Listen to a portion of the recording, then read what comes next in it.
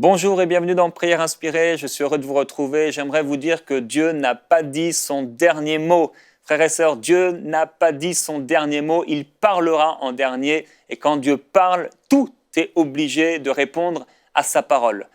Il nous a donné sa parole et il y a une puissance dans sa parole, il y a une puissance dans la prière. Aujourd'hui, je vais vous laisser avec Marcel Kouamenan qui va vous encourager. Comme vous l'avez vu, avec Marcel, ça déménage.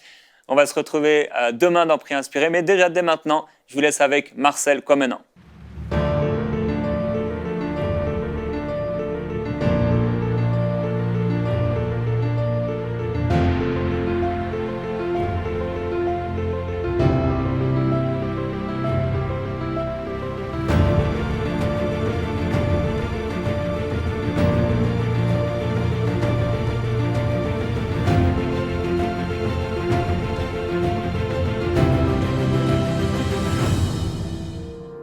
Merci Seigneur pour ton feu.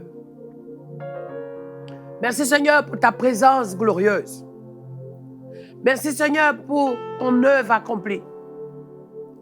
Merci Seigneur pour ta grandeur.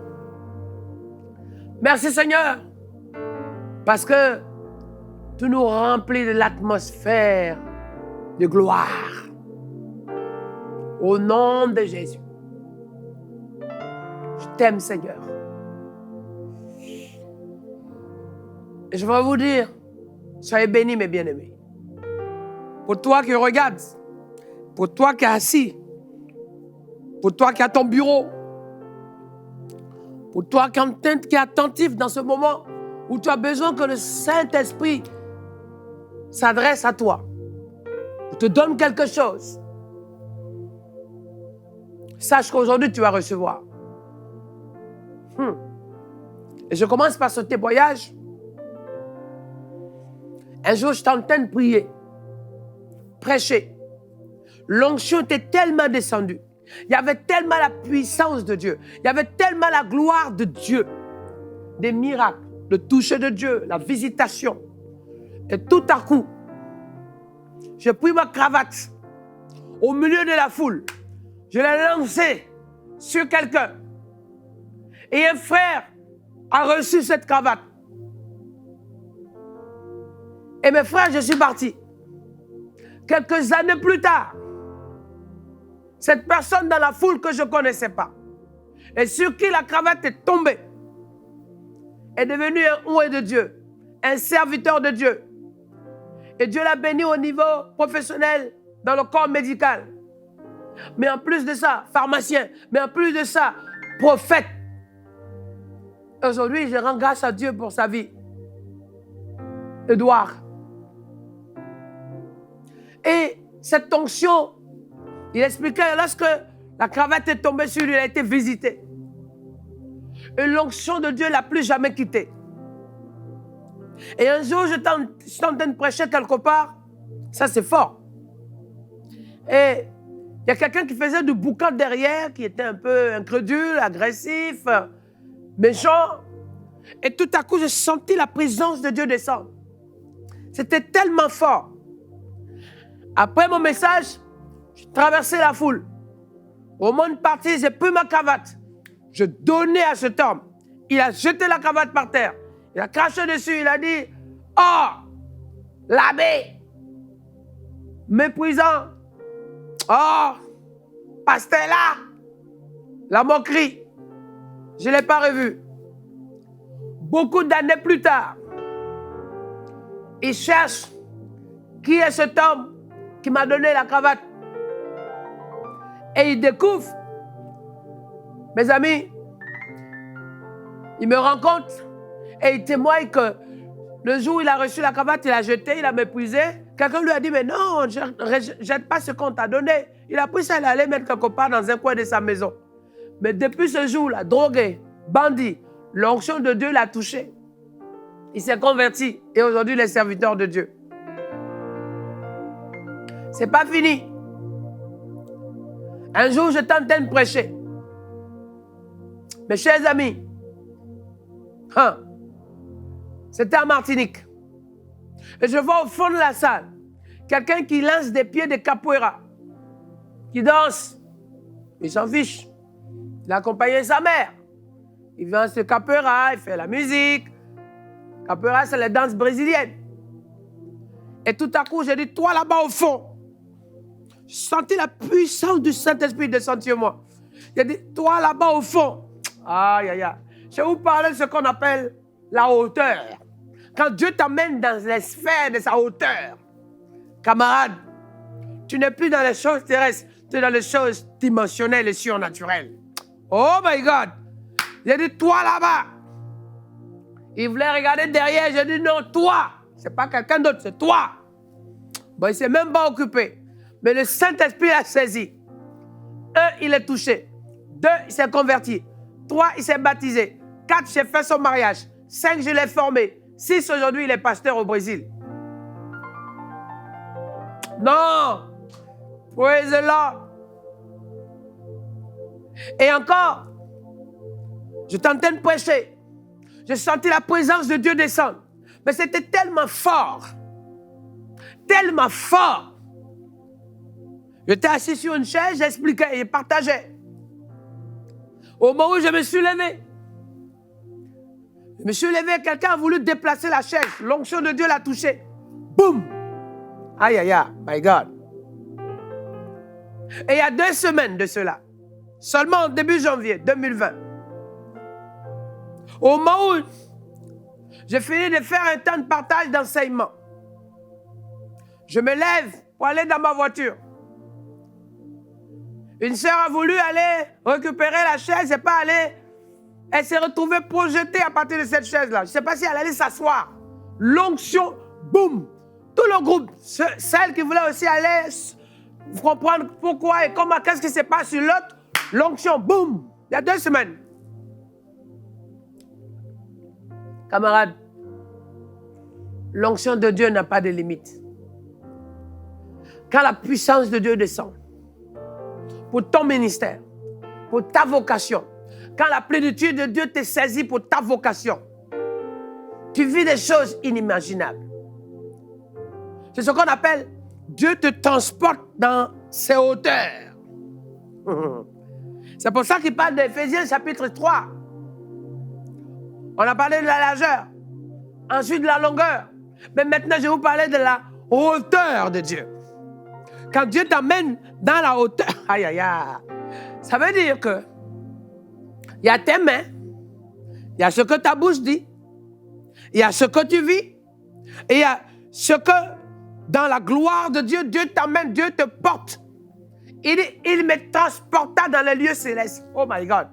Tu es là, mais en fait, tu es introduit dans les choses du royaume. Tu es élevé dans les choses du royaume. Tu es poussé dans les choses du royaume. Alléluia. Paye de ma babako, costo, coriandre, bizarre. Aïe. Alléluia. Les hauteurs. Quand on parle des hauteurs de Dieu, on touche à ce qu'on appelle l'illimité de Dieu. Parce que il est tellement si haut que personne ne peut le surmonter. Ça veut dire que quand Dieu t'emmène dans la hauteur, aïe, aïe, aïe, my God. Dans la hauteur, tu vois les choses que tu ne comprends pas. Dans la hauteur, tu vas plus loin. Alléluia. Tu as la révélation. Dans la hauteur de Dieu, tu as la vision. Dans la hauteur de Dieu, tu as la compréhension. Dans la hauteur de Dieu, tu as la connaissance. Dans la hauteur de Dieu, tu as l'inspiration. Parce que quand tu es dans la hauteur de Dieu, tu es au-dessus des choses terrestres. Et tu peux voir plus que là où tu vis. Tu peux voir là où plus que ce que tu sais. Tu peux voir plus que ce que tu as l'habitude de comprendre. Tu peux voir au-delà des limites. Dans la hauteur, il n'y a plus d'horizon. L'horizon, c'est jusqu'à la limite de ce que tu peux comprendre. Quand tu es dans la hauteur de Dieu, aïe, aïe, aïe. C'est pour ça aujourd'hui, je vais te dire, prépare-toi, tu vas témoigner des choses. Oh my God. Tu vas témoigner des choses. Tu vas témoigner. Tu as demandé à Dieu quelque chose de spécial, de particulier, d'exceptionnel. Et je vais te dire, c'est ce moment particulier qui est arrivé. De sorte que de façon concrète, de façon manifeste, dans la hauteur de Dieu, tu ne vois plus les choses de la distraction. Tu ne t'occupes plus des attaques de l'ennemi. Tu ne t'occupes plus des persécutions. Parce que tu sais que si ces persécutions peuvent t'embêter,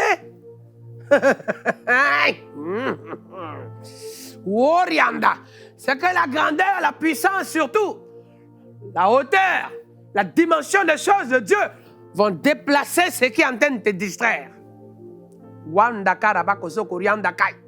Si la maladie te fatigue, je peux comprendre. Mais dans la hauteur de Dieu, tu peux ordonner à ce qui rend malade, à l'esprit mauvais, à l'esprit de mort, à la destruction, de s'en aller. À la hauteur de Dieu, tu vois la manière de Dieu.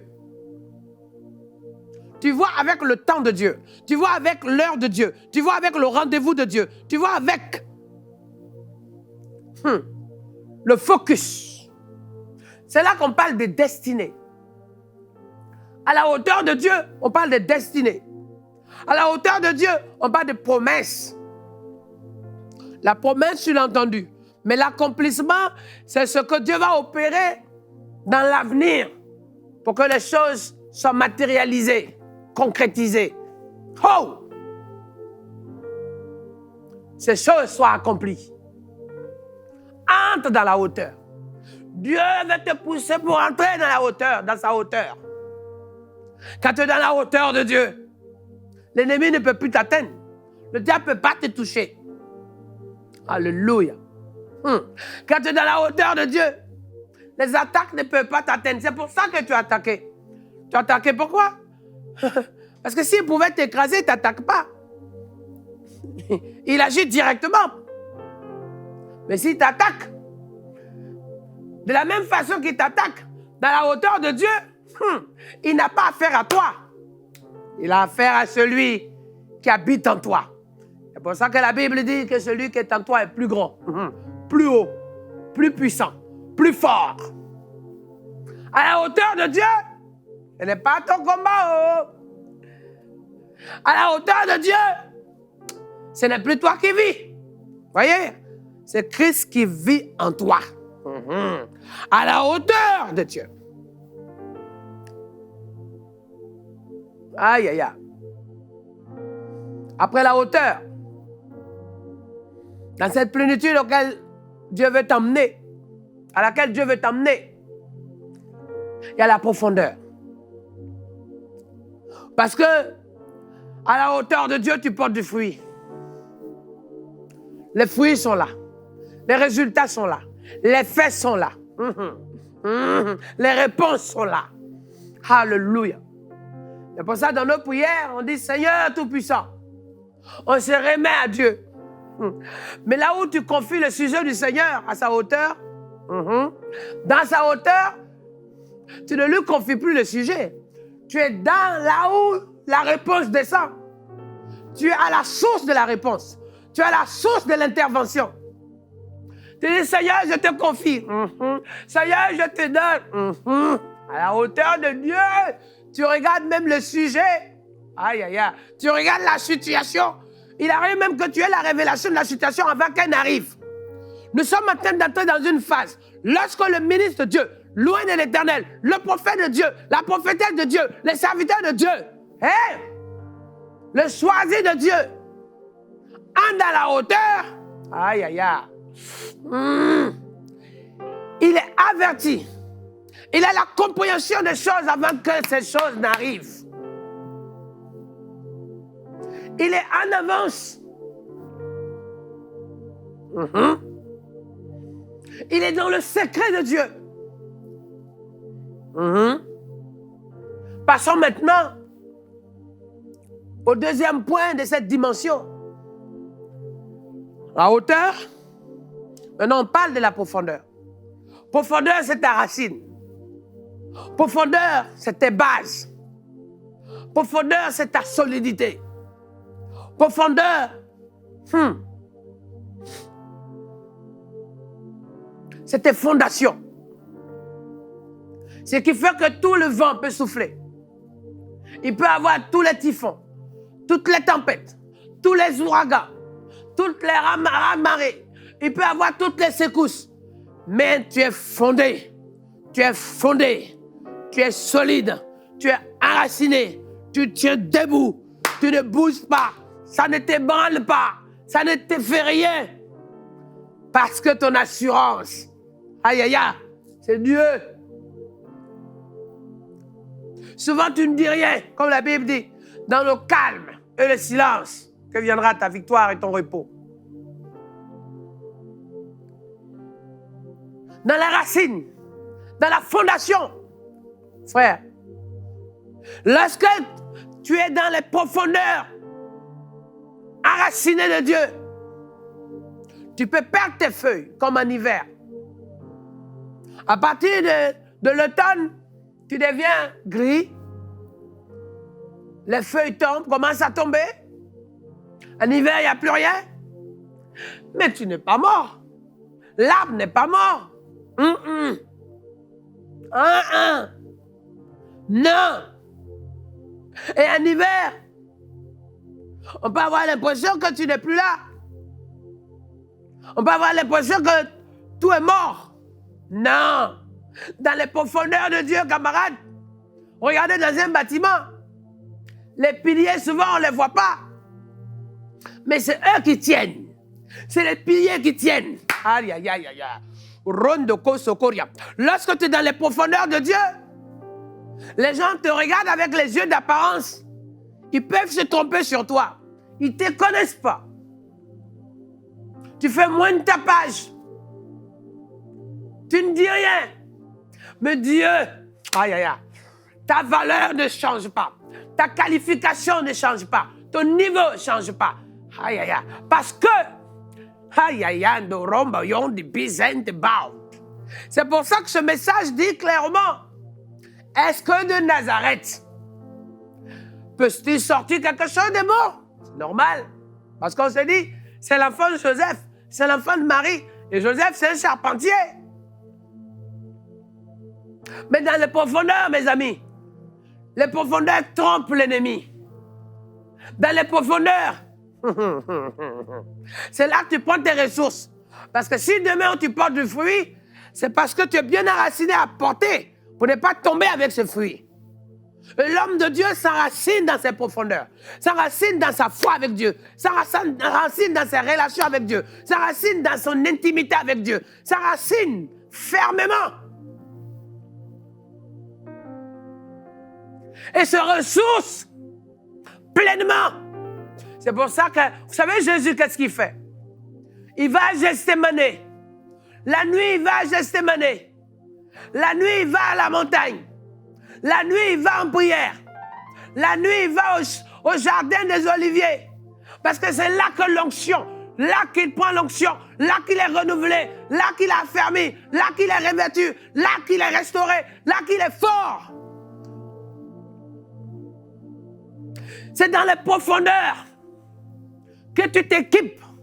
Tu as les outils, les armes, les moyens, les bases, les clés, les éléments, les conditions, la direction, la confirmation, le message, la révélation, l'inspiration.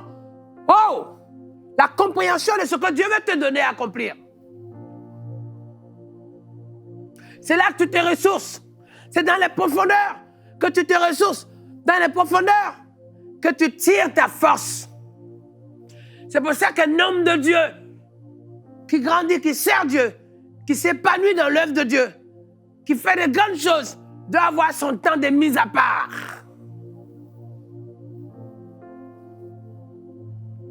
C'est pour ça que lorsque il se retrouve en difficulté, il est tranquille. Parce qu'il sait qu'il y a de la base. On peut même couper les branches. On peut le salir. On peut le mépriser. On peut l'humilier. Mais jamais, jamais, jamais on pourra le déraciner. Et c'est dans les profondeurs qu'on va chercher quoi? On va chercher l'or. Dans les profondeurs qu'on va chercher quoi? On va chercher le diamant. Dans les profondeurs, qu'on va chercher quoi? Les minerais. Pour ne pas être des serviteurs légers. Et aujourd'hui, à prière inspirée, j'aimerais te dire que ton Dieu te dit. Aïe! Rien ne peut te déloger. Rien ne peut te déstabiliser. Rien ne peut t'affecter. Rien ne peut t'atteindre. Car ton Dieu est ta racine. Les profondeurs, c'est là tes secrets. C'est dans les profondeurs qu'on bâtit les relations avec Dieu. C'est dans les profondeurs qu'on a l'intimité avec Dieu. C'est dans les profondeurs. C'est dans les profondeurs, dans un temps à part, qu'on prend les décisions. C'est dans les profondeurs, aïe, aïe, aïe, qu'on se retrouve face à face avec lui. Et dans les profondeurs, on est seul. Dans les profondeurs, il n'y a pas beaucoup de monde. Dans les profondeurs, il n'y a pas beaucoup de bruit. Et je vais prier pour toi. Pour que tu aies une vie solide. Parce que tu as ouvert des portes. Tu n'as pas eu assez de racines. Cela a exposé de la fragilité, de la sensibilité, de la crainte, de la peur. Cela a laissé la place à la distraction de l'ennemi. Cela a créé en toi une vie, oui ou non, non ou oui, d'accord, pas d'accord. Une vie qui est vacillée à tout vent, secouée sur tout vent et toute épreuve. Maintenant, Dieu fait de toi le pilier. Dieu fait de toi l'instrument. Dieu fait de toi, aïe aïe aïe, l'arbre qui va porter du fruit. Dieu fait de toi. Je prie pour toi maintenant. Dans le nom de Jésus. Le diable a trop abusé de ta vie. Les hommes ont trop abusé de ta vie. Mais le Seigneur te dit ce matin, ce midi pour d'autres, ce soir pour d'autres, en fonction de quel lieu tu te trouves, à l'instant, dans la puissance du Saint-Esprit. Que ta vie doit être connectée à lui dans ses hauteurs. Que ta vie doit t'enraciner à lui dans ses profondeurs. Et c'est la hauteur et la profondeur qui vont créer en toi cette base, cette racine, cette alliance, cette intimité. Et c'est dans cette relation qu'en permanence, tu es dans le renouveau de l'esprit. Et dans cette relation avec Dieu, que tu ne manqueras jamais de rien. Pour éviter que tu sois facilement piégé. Je vais prier pour toi. Tu m'entends? Je veux prier pour toi. Pose la main sur ta tête. Pose la main sur ta tête. Que l'œuvre du Saint-Esprit se manifeste dans ta vie. Mais dans cette profondeur, s'il y a une profondeur qui n'est pas de Dieu, s'il y a quelque chose qui est caché en toi qui n'est pas de Dieu, s'il y a une maladie que tu ne connais pas qui est au fond de toi, cancer ou toutes sortes de formes de choses, la puissance de Dieu va briser ça, va les déraciner. Parce que la profondeur de Dieu est saine, elle est glorieuse, elle est agréable, elle est pure. La profondeur de Dieu, oh my God, elle nourrit. La hauteur de Dieu inspire et donne la révélation, la compréhension. C'est pour ça que je vais prier pour toi. Reçois maintenant. Tu poses la main comme ça sur ta tête et tu répètes cette prière. Seigneur, maintenant, je reçois. Je suis prêt à recevoir ce que tu as planifié pour moi. Et dans cette hauteur, Seigneur, je prie au nom de Jésus que ce que mes yeux voient, Seigneur, soit mis en arrière-plan. Ce que je comprends humainement soit mis en arrière-plan. C'est que depuis longtemps, je suis fatigué de voir ça mis en arrière-plan. Que je diminue. Que je diminue. Que je m'efface pour laisser la place à qui tu es. À ce que tu veux m'amener à vivre. Et maintenant, Seigneur, transporte-moi dans ta hauteur. Emmène-moi dans tes entrailles. Plonge-moi dans ta hauteur. Plonge-moi dans ton élévation. Plonge-moi dans ta dimension. Plonge-moi dans ta plénitude de dimension. Alors, Seigneur, ouvre mes yeux de révélation. Ouvre mes yeux de révélation. Donne-moi ta compréhension. Donne-moi ta compréhension. Au nom de Jésus. Au nom de Jésus. Fais-moi voir ta gloire, Seigneur. Fais-moi voir ta puissance, Seigneur. Fais-moi voir ton œuvre, Seigneur. Fais-moi voir, Seigneur, ta promesse. Fais-moi voir ta destinée. Fais-moi voir tes bénédictions dans ma vie. Fais-moi voir ce que tu as gravé pour moi et ma famille. Fais-moi voir le miracle que tu as préparé pour moi. Fais-moi voir, alléluia. Fais-moi voir tes plans. Tu es l'architecte de ma vie. Fais-moi voir, alléluia. Fais-moi voir, Seigneur, mes bénédictions. Fais-moi voir, Seigneur, cette famille que tu as délivrée dans ma famille. Cette famille qui me concerne, que tu as déjà délivrée, exaucée, touchée, guérie. Fais-moi voir, Seigneur. Alléluia. Fais-moi voir que je marche. Fais-moi voir ma réussite. Fais-moi voir ma victoire. Fais-moi voir. Alléluia. Alléluia. Fais-moi voir, Seigneur. Fais-moi voir ta gloire, Seigneur. Car la gloire à venir ne saurait être comparée à celle qui est là. Seigneur, fais-moi voir cette gloire à venir. Et lorsque je vois cette gloire à venir, Seigneur, je te louerai encore plus. Parce que je comprendrai pourquoi tu m'as choisi, pourquoi tu m'as mis à part, pourquoi tu m'as mis à part. Alléluia. Pourquoi tu m'as désigné. Pourquoi, Seigneur, je comprendrai mieux. Fais-moi voir ta destinée. Alléluia. Ferme mes yeux sur la mer rouge.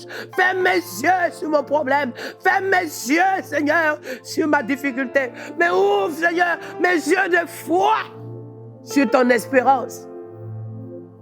Demande à Dieu maintenant. Fais-moi voir tes richesses. Fais-moi voir cette maison. Fais-moi voir cette nation. Fais-moi voir ce pays. Fais-moi voir ce mariage. Fais-moi voir la conversion de ma famille. Fais-moi voir ta puissance à l'œuvre. Fais-moi voir tes oracles que tu accomplis. Fais-moi voir les moyens que tu me donnes. Jésus. Et maintenant, Seigneur, enracine en moi. Approfondis en moi. Donne-moi, Seigneur, ta profondeur. Donne-moi, Seigneur, ta profondeur pour avoir mes bases. Donne-moi ta profondeur pour tenir. Donne-moi ta profondeur pour rester debout longtemps et avancer plus loin en eau profonde, pas en surface. Au nom de Jésus. Amen. Alors tu seras prêt à témoigner. Ce qui se passe dans ta vie, envoie tes témoignages. Envoie tes témoignages. Envoie tes témoignages. Lève-toi et envoie ton message. Glorifie le Seigneur. Alléluia.